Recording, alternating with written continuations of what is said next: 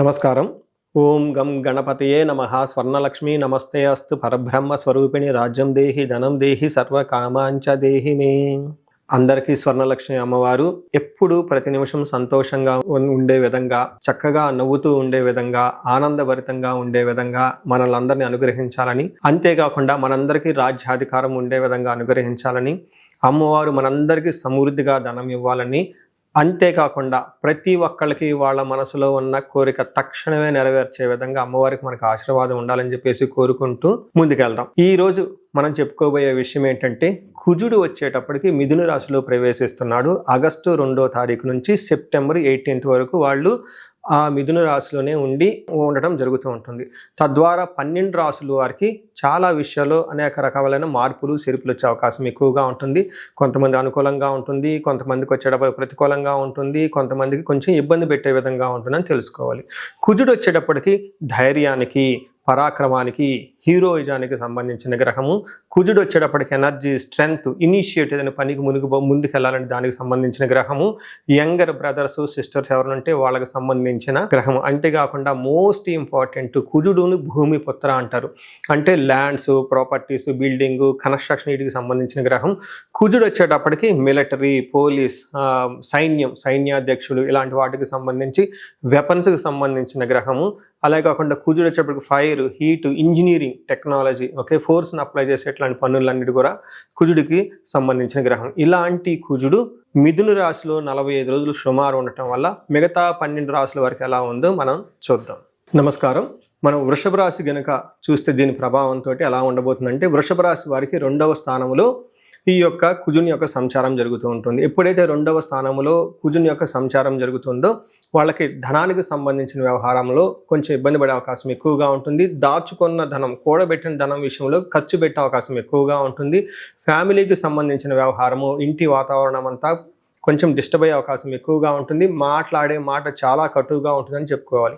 అలానే ఫుడ్స్ వచ్చేటప్పటికి ఈ టైంలో ఆల్కహాల్ తీసుకోవటం, బాగా పుల్లటి వస్తువులు తీసుకోవటం, బాగా స్ట్రింజెంట్గా ఉండే ఒక పదార్థాలు తీసుకునే అవకాశం ఎక్కువగా ఉంటుంది. అయితే బేసిక్ ఎడ్యుకేషన్ ఎవరైతే చేస్తారో, ఎల్కేజీ, యూకేజీ, 5th క్లాస్ లోపు ఇలాంటి వాళ్ళకి ఎడ్యుకేషన్ సంబంధించిన వ్యవహారాలలో కొంచెం స్లోగా ఉండే అవకాశం ఎక్కువగా ఉంటుంది. టోటల్గా చూసుకుంటే కొంచెం వాళ్ళ కంటికి నొప్పి కానివ్వండి, తర్వాత కళ్ళకు సంబంధించి, కుడి కంటికి సంబంధించి ప్రాబ్లమ్స్ వచ్చే అవకాశం ఎక్కువ ఉందని మీరు గమనించుకోవాలి. అయితే వృషభ రాశి వారికి మనకు సంస్కృతంలో మహర్షులు ఒక శ్లోకం కూడా చెప్తారు. ఎవరికైతే 2వ స్థానంలో కుజుడు ఉంటే ఏం జరుగుతుంది అనే దాని గురించి. దీనికి ఏం చెప్తారంటే, అసత్వం సతతం క్లేశనాశ సర్వకార్య వినాశనం సదా దుర్జన సంపర్క భీతి స్యాద్ ధనకే కుజ అంటారు. అంటే దీని ప్రకారం ఏంటంటే, అసత్వం అంటే ఎనర్జీ లేకుండా ఉండటం, తర్వాత సతతం క్లేశ ఎప్పుడు ఏదో ఒక విషయం గురించి బాధపడే అవకాశం ఎక్కువగా ఉంటుంది. ముఖ్యంగా గుర్తుపెట్టుకోండి, సర్వకార్య వినాశనం, ఏదైనా కనుక పని చేస్తే అందులో ఆటంకాలు ఉంటాయని తెలుసుకోవాలి. నెక్స్ట్ చెప్పబోయే చాలా ముఖ్యమైనదండి, సదా దుర్జన సంపర్క. ఎప్పుడు మీ చుట్టూ చెడ్డవాళ్ళు ఉంటారని గమనించుకోండి. ఈ టైంలో చాలా వరకు చెడ్డవాళ్ళు ఉండేసి మిమ్మల్ని ఇబ్బంది పెట్టే విధంగా ఉంటారు. అందుకని ఎవరిని పెడితే వాళ్ళని నమ్మొద్దు. మీకు పక్కన చేరి మీకు చేత డబ్బులు ఖర్చు పెట్టించి వృధాగా మీ చేత అనవసరమైన వాళ్ళ ఖర్చులు పెట్టించి మళ్ళీ తిరిగి మిమ్మల్ని అనే అవకాశం ఎక్కువగా ఉంటుంది. కొంచెం జాగ్రత్తగా ఉండటం ఎంతైనా అవసరం. వీటితో పాటుగా కొంచెం భయం కలిపే సంఘటనలు కూడా జరిగే అవకాశం ఎక్కువగా ఉంటుంది. చూసారు కదండి, ఈ రాశి వాళ్ళు కొంచెం జాగ్రత్తగా ఈ 45 days మనం చెప్పుకున్న విషయాల్లో ఛాలెంజింగ్ ఉండే అవకాశం ఎక్కువగా ఉంటుందని గమనించాలి. మనం ఈ రాశి వారికి పరిహారాలు చూసుకుంటే, ఇందులో పరిహారాలు 2-3 రకాలుగా చెప్తానండి. ఒకటి సెల్ఫ్ రెమెడీస్, మీరు చెప్పుకునే పరిహారాలు చెప్తాను. 2వ పరిహారం మీరు గమనించుకుంటే, ఈ యొక్క శ్రావణ మాసాన్ని దృష్టిలో పెట్టుకొని ఈ శ్రావణ మాసాన్ని ఎలా సద్వినియోగం చేసుకోవాలో దాని గురించి పరిహారాలు చెప్తాను. తర్వాత విశేష పరిహారాలు ఉన్నట్టు మీ యొక్క ఇండివిడ్యువల్ జాతకానికి సంబంధించిన పరిహారాలు, ఇలా 3 లెవెల్లో పరిహారాలు చెప్తాను. ఫస్ట్ ఏంటంటే, మనకు శ్రావణ మాసం వస్తుంది కాబట్టి ఈ శ్రావణ మాసాన్ని మనం సద్వినియోగం చేసుకునే విధంగా స్వర్ణలక్ష్మి విశేష హోమం అనేది ఒక హోమం జరుగుతూ ఉంటుంది. ఎవరైనా గనక, అది నా సమక్షంలో జరుగుతూ ఉంటుంది, ఎవరికైతే 16 మంది లక్ష్మీలు కావాలి, సిద్ధలక్ష్మి, మోష్టలక్ష్మి, ఇష్టలక్ష్మి, గజలక్ష్మి, ఇలా అనేక మంది లక్ష్మీల యొక్క కటాక్షం మీకు కావాలనుకుంటే స్వర్ణలక్ష్మి విశేష హోమం జరుగుతూ ఉంటుంది.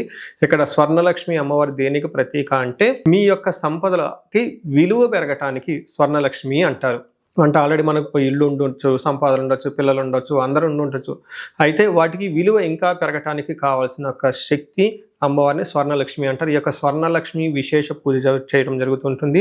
అమ్మవారికి ఎంతో ఇష్టమైన తామర పూలతో ఈ యొక్క హోమం చేయటం జరుగుతుంటుంది. అమ్మవారికి ఇష్టమైన అనేక పుణ్య ద్రవ్యాలు మొత్తం ఈ పూజ సామగ్రి వాడటం జరుగుతుంటుంది. ఇది అయిపోయిన తర్వాత ప్రతి ఒక్కరికి 3 వెండి కాయిన్స్ ఇవ్వడం జరుగుతుంటుంది. ఒకటి బీరువాలో పెట్టుకోవడానికి, ఒకటి మీ పర్సులో పెట్టుకోవడానికి, ఒకటి పారే నీళ్ళల్లో డ్రాప్ చేయడానికి, ఇలా ఒక కుబేర మూటని కూడా ఇవ్వటం కూడా జరుగుతూ ఉంటుంది. ఇది గ్రూప్గా సామూహికంగా చేయటం జరుగుతూ ఉంటుంది.